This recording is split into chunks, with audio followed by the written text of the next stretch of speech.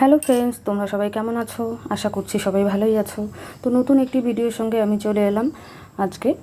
তো আজকে বানাবো আমি মিষ্টি। তো মিষ্টিটা কি করে বানাবো সেটা তোমাদের সবার সঙ্গে আমি শেয়ার করছি। ছোট বড় সবারই আমাদের মিষ্টি পছন্দ।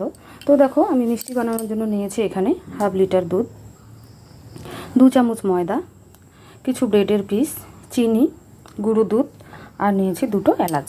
তো দেখতে থাকো। তো গ্যাসের ওভেনটাকে আমি অন করে দিয়ে এখানে 1/2 লিটার দুধ আমি বসিয়ে দিলাম। এবার দুধটাকে খুব ভালো করে জাল করে নেব। যতক্ষণ না পর্যন্ত এই দুধটা অর্ধেক হয়ে যাচ্ছে ততক্ষণ জাল করব। তো আমি ব্রেডটাকে একটা চাকু দিয়ে এই সাইডগুলোকে কেটে ফেলে দেব। দিয়ে এই ব্রেডটাকে আমি ছোট ছোট পিস করে নেব। এইভাবে যতগুলো ব্রেড আছে সবগুলোকে আমি এরকম করে কেটে নেব। দুধটা ঘন ঘন নাড়তে হবে যেন শর্ট না আসে।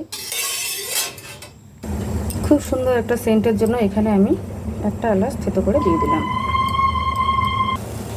তো দেখো, পুরো 20 মিনিট থেকে দুধটাকে জাল দিয়ে অর্ধেক করে নিয়েছি। এবার এখানে কেটে রাখা ব্রেডগুলো আমি দুধের মধ্যে দিয়ে দেব। এই সময় গ্যাসের আঁচটাকে মিডিয়াম থেকে লো রাখতে হবে। এবার এটাকে পুরো মিক্স করে নিতে হবে। যতক্ষণ না পর্যন্ত একটা ঢোলের মতো তৈরি হচ্ছে ততক্ষণ আমি এটাকে এভাবেই নাড়তে থাকবো।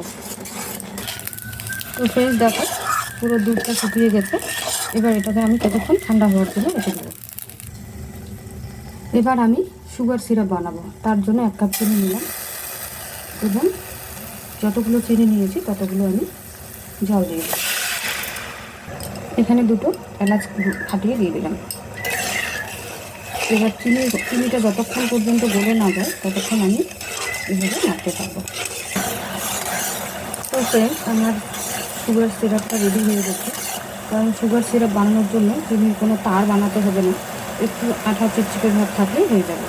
তো আমি এবার ওভেন থেকে এটা নামিয়ে রাখবো। এবার এতক্ষণে এটা ঠান্ডা হয়ে গেছে। এখানে আমি দিয়ে দিব 2 চামচ ময়দা। এবার দিয়ে দেবো 2 চামচ গুঁড়ো দুধ। এবার দিয়ে দেবো 1 চামচ গাওয়া ঘি। এবার এটাকে আমি সুন্দরভাবে মেখে নেব। ময়দা। তো ফ্রেন্ডস, আমার ঢোল তৈরি হয়ে গেছে। এবার এখান থেকে ছোট ছোট করে লেচি কেটে নেব।